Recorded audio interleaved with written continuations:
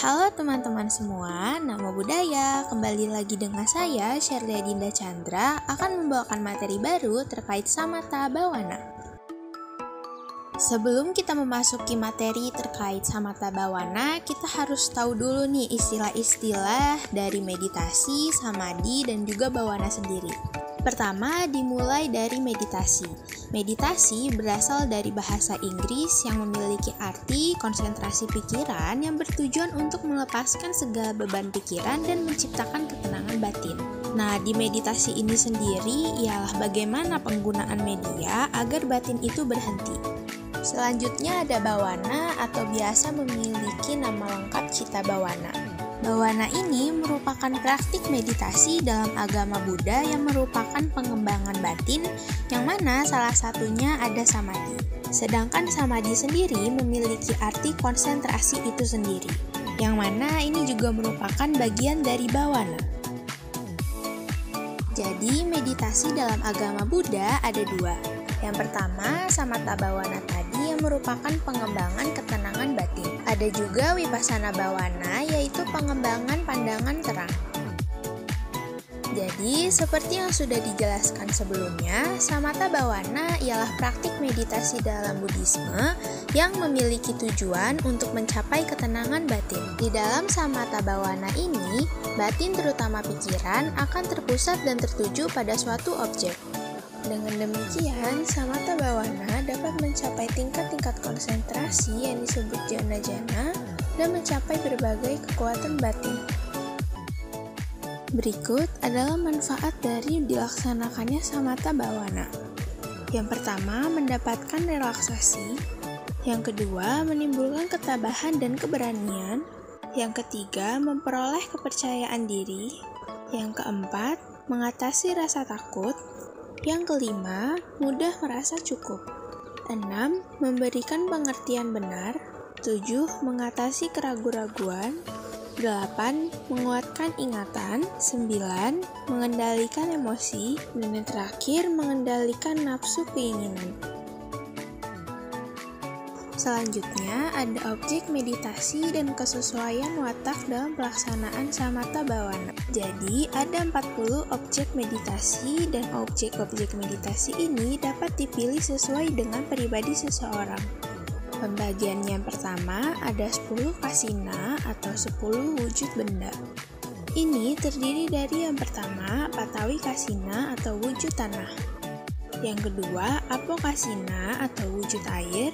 Yang ketiga, Teja Kasina wujud api. Yang keempat, Wayo Kasina atau wujud udara atau angin. Yang kelima, Nila Kasina atau wujud warna biru. Yang keenam, Pita Kasina atau wujud warna kuning. Yang ketujuh, Lohita Kasina atau wujud warna merah. Yang kedelapan, Odata Kasina atau wujud warna putih. Yang kesembilan, Aloka Kasina atau wujud cahaya. Dan yang terakhir atau ke-10 ada Akasa Kasina atau wujud ruangan terbatas.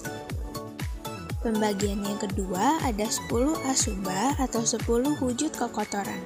Pembagian yang pertama ada Udu Mataka atau wujud mayat yang membengkak. Yang kedua, Winilaka atau wujud mayat yang berwarna kebiru-biruan. Yang ketiga, Wipubaka atau wujud mayat yang bernanah. Yang keempat, Wicidaka atau wujud mayat yang terbelah di tengahnya. Yang kelima, Wikahaitaka atau wujud mayat yang digerogoti binatang-binatang.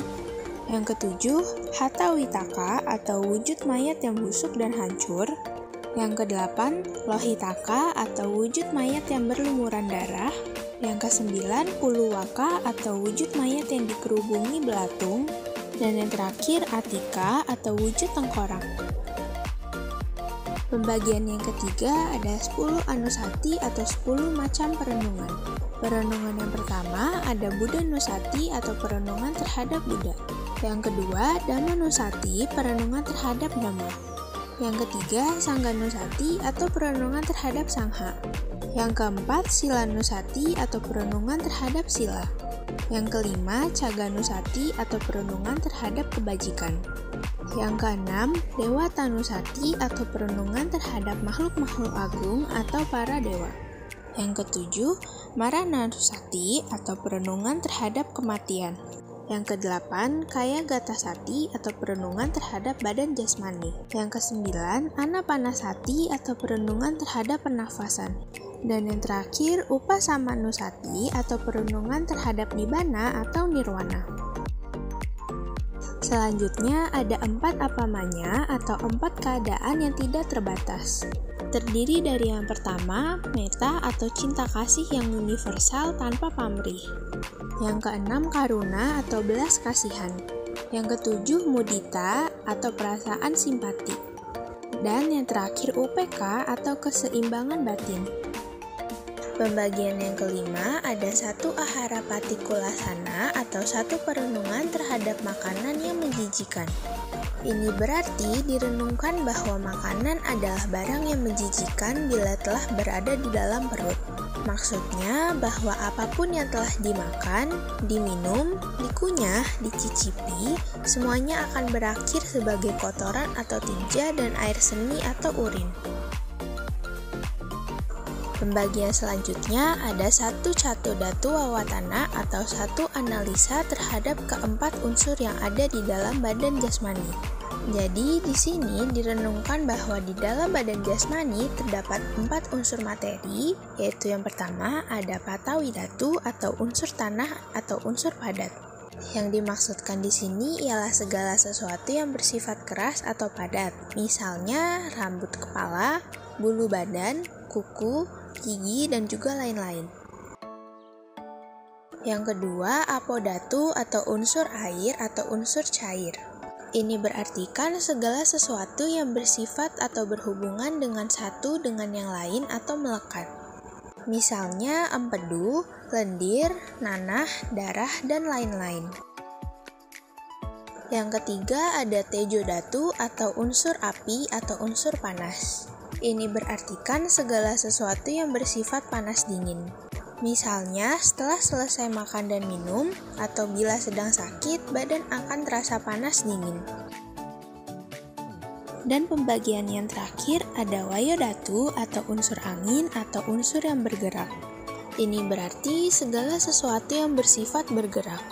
Contohnya, angin yang ada di dalam perut dan usus, angin yang keluar masuk bernafas, dan lain-lain.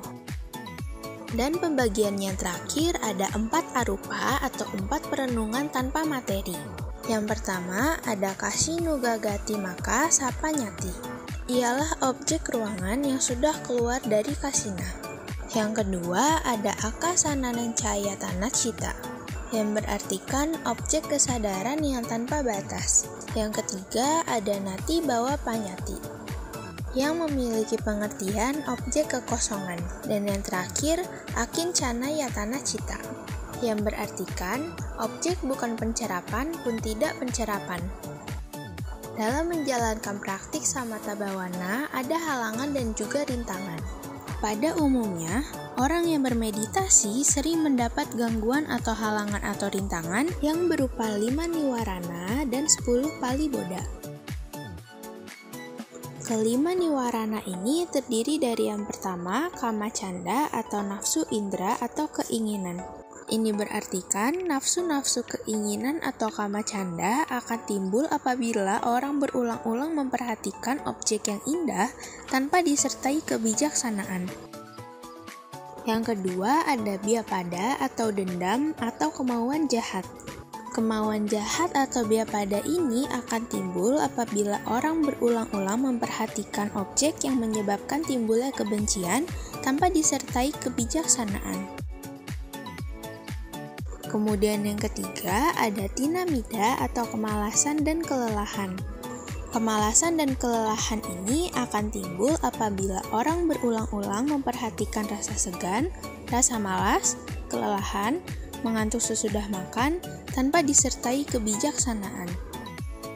Yang keempat, ada uda cakukuca atau kegelisahan kekhawatiran. Ini memiliki definisi, kegelisahan dan kekhawatiran akan timbul apabila orang berulang-ulang memperhatikan ketidaktentraman pikiran tanpa disertai kebijaksanaan. Dan yang terakhir ada wicikica atau keraguan-raguan, yang mana ini timbul apabila orang berulang-ulang memperhatikan sesuatu yang menyebabkan timbulnya keraguan-raguan tanpa disertai kebijaksanaan.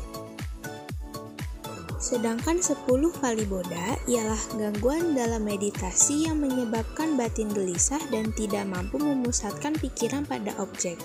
10 paliboda ini terdiri dari yang pertama, awasa atau tempat tinggal. Yang kedua, kula atau pembantu dan orang yang bertanggung jawab. Yang ketiga, laba atau keuntungan. Yang keempat, gana atau murid dan teman. Yang kelima, kama atau pekerjaan. Yang keenam, adana atau perjalanan. Yang ketujuh, sati atau orang tua, keluarga dan saudara. Yang kedelapan, abada atau penyakit. Yang kesembilan, ganta atau pelajaran. Dan yang terakhir, idi atau kekuatan gaib. Dan yang terakhir ada pencapaian samatha bhawana. Pencapaian samatha bhawana ini ada pada ketenangan batin. Pencapaian dalam samatha bhawana ini mencangkup kemampuan untuk memusatkan perhatian pada objek tertentu, seperti pernafasan dan mencapai tingkat konsentrasi yang mendalam. Baik, materi kita sudah selesai. Itu saja materi saya terkait samatha bhawana. Terima kasih untuk teman-teman yang sudah menonton. Namo Buddhaya dan Sukhi Hontu.